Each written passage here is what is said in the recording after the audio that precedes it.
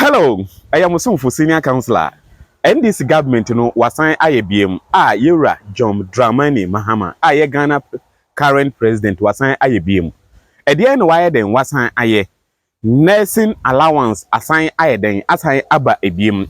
6 months nursing allowance ya ekamuno. Watie ni nyina na say why na dwi so betie ni nyina de ayeden e de ama nurse fo a na say ye health workers a omo yeden omo wo a system no mo yes mo mpene ne because obaye no ne promise a wo ye ni nyina most of promise ni nyina no why den waye ayeden e de ama Ghana fo mabu ana omo yede omo betting munum that is betting tax no abeyi say betting tax 10% ni nyina ayeden e de afiri ho wa ugidie eye bibibi a ho no beka say betting enye den enye nti no wo de nka onyan ya yenye 100% unya 1 cedi a see esanje 1 cedi ni san ayeden esan afiri nsem eno eye ugidie but uko on the street now boys ne beka kire say asem a wo kan aye no eye entra na say eye na ada de wo kan nyina nyansam bia enye den enim eno eyo onu su gidie wo su gidie ni senka ye yanka ye nyini nyina nya den emfamfiri ho ye bae so yi levi no so no wasan ayeden edi afiri ho na nansen de wasan age kura na emu ato enkyene no ekura na ye the nursing over 120,000 people watua mu nyina so ayeden watua omu nyina allowance ayeden edi amawom hwe student 120 Shen say each student biano bosumi biano waji allowance of 400 Ghana cedi. It's not just a small money, it's a huge money and say sikakesi pa no waye sa adena ayi se ohaw ni nyina no ade ayeden ede afri a student so ayeden ewo ho eti mompene ne waye adio ye muma no mo yo aye se wakwa yi ase a chese wabo ensanwa se so behunu se ye ede ye pene wo ho anase ye bo waba so eti oman no waya ade soronko a chese ade bi a waya ebi enye den emada eti mompene ne waye ade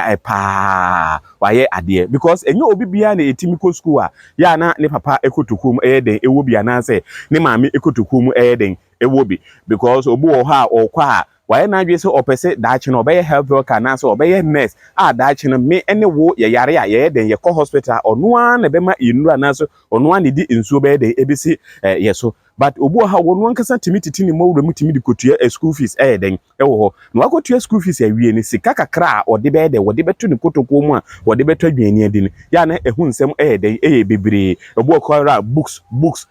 onu ankasa mu nkura de besua de no kura no eno so etimi koye ebibibi den ewo eti aban ne timi so masere nketenkete a etimi dum pempenso bi a utimi nse ya na eboa oman no ma oman no ankasa timi to empon den ede eko omanim den ewo ho eti waya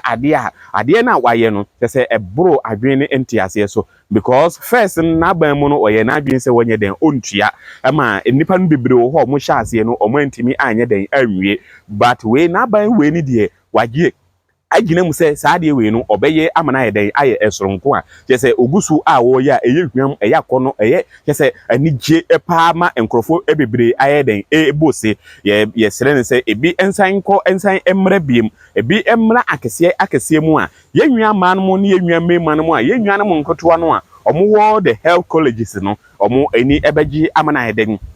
amana abro eso pa etino onkoso na onye den wo mo yenwan mo nkotwa na daache no ebetimi ama yedie ni nkoso etimi ayeden aba oman mu se wo nipa ne daache no obenyi kura ne daache no wantimi anya adwuma wo Ghana kwa na obetu kwan ya obesa de foreign currency ana ayeden ede aba oman mu ayeden ewo ho eti ye mampani aye John Dramani Mahama yedanase ebi yedanase a ensanda a de kese a wasan asan ayeden ede aka ho se amamuo se bi ana ya na ye ntimamufuo no ye ni eje ho den ewo ho na ebasa no so emma individuals a nipa kakra bi a ye na se nipa ye den ye wo oman mu no ema ye ho toye ema yetimi enya anije esoronko den ewo oman mu eti waye saade we ya ne je se Ghana fo edanase Ghana fo nurses danase Ghana fo mpanifo so eni den eje de oye den oye no ho de wo nani nyi ho no ne je se ono no mpe oman Ghana eyi den ewo ho kanen nkwan na furu ayeden ayema abodidi amana ayeden amana aboro so but se nyamiti asie no enyo nko na obedidi so obi bia den edidi ama enema bebre wo ho a yenhwe university wasan atua first year nyina school fees minwia ka ho bi otua 35 million eni akire Accra Technical University HND aye computer science. That was last Thursday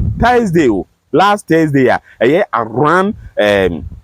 middle of July in mono yetia ono so school fees aye den e dia man ye nanase chidi nani enso ade nko ano na obeka say yenye den de oye no ehu eni emfaso den e wo ho nyame nhira wo nyame nka ho se obebo mpaye e de aye den e de ama yewura John Dramani Mahama na da ache no nkunimidi aye wo ene me e de ya nyame nka ho nyame nhira oman Ghana bye bye.